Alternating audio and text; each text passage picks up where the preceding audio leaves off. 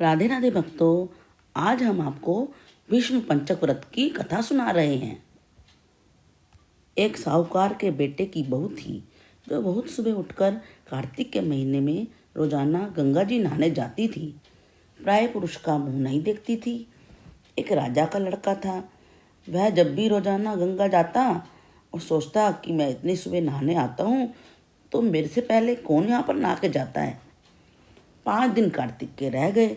उस दिन साहूकार की बहू तो नहा के जा रही थी। राजा का बेटा आ रहा था। आवाज़ सुनकर जल्दी जल्दी जाने लगी तो उसकी माला और मोचड़ी वहीं पर छूट गई।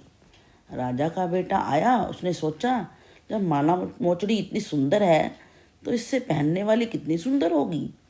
सारी नगरी में राजा के बेटे ने ढिंढोरा फैलवा दिया कि जिसकी यह माला मोचड़ी है वह मेरे पास 5 दिन आएगी, तभी मैं उसकी माला मोचड़ी दूंगा। साहूकार के बेटे की बहू ने कहलवा दिया कि मैं 5 दिन आऊंगी, पर किसी को साख भरने के लिए बैठा दियो। राजा ने गंगा जी पर बिछावन करके एक तोते को पिंजरे में टांग कर रख दिया। वह सुबह आई, पहली पैड़ी पर पैर रखा। वह बोली, हे कार्तिक के ठाकुर राय दामोदर जी, उस पापी को नींद आ जाए, मेरे सत्य की रक्षा करना। राजा को नींद आ गई और वह नहा धोकर जाने लगी तो तोते से बोली, सुआ सुआ सुवटा गल घालूंगी, हार साख भरिए मेरा वीरा। तोता बोला कि कोई वीर भी साख भर सकता है।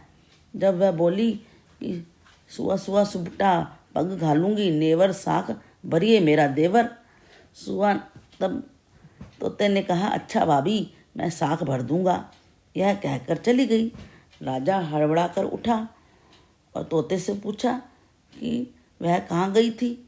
सुआ बोला, आबा की सी बिजली, होली की सी झल, केला की सी कामनी, गुलाब का सा रंग। राजा के बेटे ने सोचा कि कल मैं अपनी उंगली चीर के बैठूंगा तो मुझे नींद नहीं आएगी। दूसरे दिन उसने अपनी उंगली चीर के बैठ गया। उस दिन वह आई, उसने वैसे ही प्रार्थना की, बस उसको नींद आ गई। और जब नहा के जाने लगी तोते ने फिर साख भर दी। और राजा ने उठते ही तोते से पूछा, तूने कल के जैसा ही जवाब दिया। उसने सोचा, कल तो मैं आँख में मिर्च डालकर बैठ जाऊंगा। तीसरे दिन आँख में मिर्च डाल के बैठ गया। सारी रात हाय हाय करके बिताई। फिर जब वो सुबह के समय स्नान करने के लिए आई तो उसने वैसे ही प्रार्थना की और राजा को नींद आ गई। नहा के जब तोते से साख भरा के चली गई, राजा के बेटे ने सोचा, कल तो मैं कांटों की सेज बिछा कर बैठूंगा। फिर अब वो चौथे दिन कांटों की सेज पे बैठकर हाय हाय करता रहा। जब उसके आने का समय हुआ तब राजा के बेटे को फिर नींद आ गई।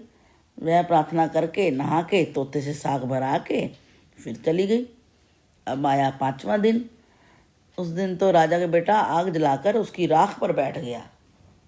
वह उस दिन भी प्रार्थना करती आई कि आज भी मेरा सत्य रख लेना है। और राजा के बेटे को फिर दोबारा से नींद आ गई।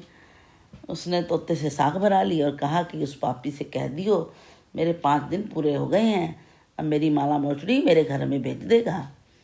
और राजा के बेटे ने उठते ही तोते से पूछा कि आई थी क्या।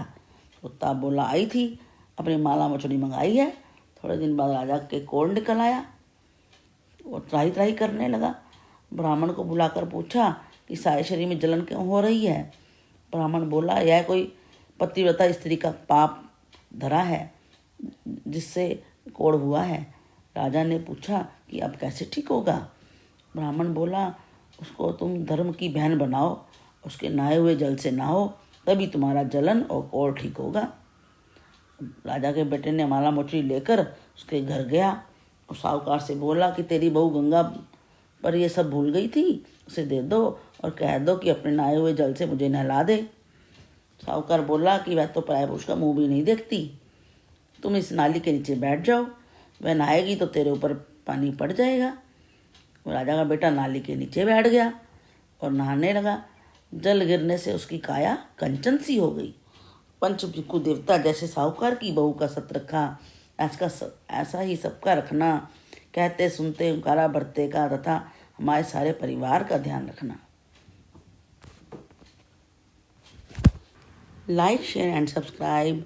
हरे कृष्णा कृष्ण कृष्ण हरे हरे, हरे राम राम राम